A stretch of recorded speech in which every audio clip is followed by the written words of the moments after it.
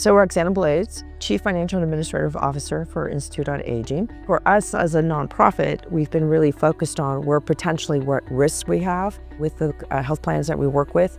We're constantly asked our security questionnaires. It's very deep dive into how we're protecting their data. It takes a lot of attention and detail and scrutiny, and obviously our outside vendor is key to helping us perform that as well.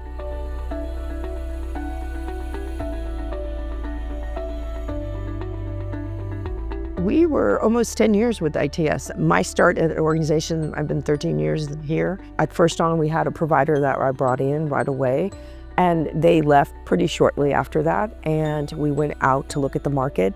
And the VP that was working with me on the technology side identified ITS to come in. As someone who receives federal funding, we're obligated to go to market, right, periodically. We were really saying, hey, it's been 10 years, we need to go to market just to be fair, be compliant. So we went to market and did a fair comparison of the vendors. ITS came out in the mix, but there was another vendor that provided some cost reductions and different ways of doing things. And once that transition occurred, probably 3 months into that, we wanted them to do some other work for us, some projects. A big delay, they didn't have the manpower to do some of those projects for us.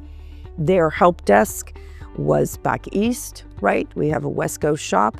Things got delayed. There was a lot of miscommunication between what the inside person was handling versus what was being done outside.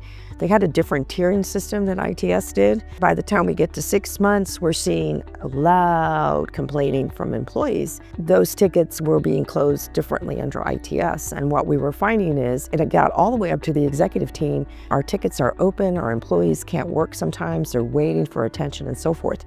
Escalation to their senior management would be receptive, but no action was being taken, right? So we tried to work to resolve the issues with them over a period of time.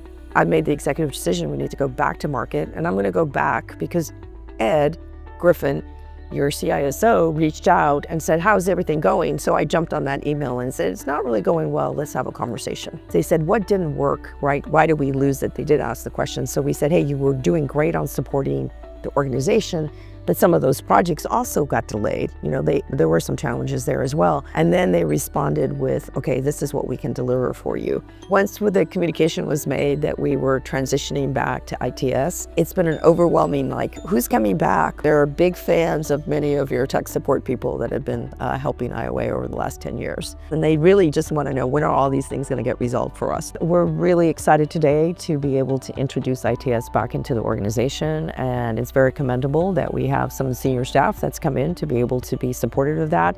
And I think they'll get the warm reception that they deserve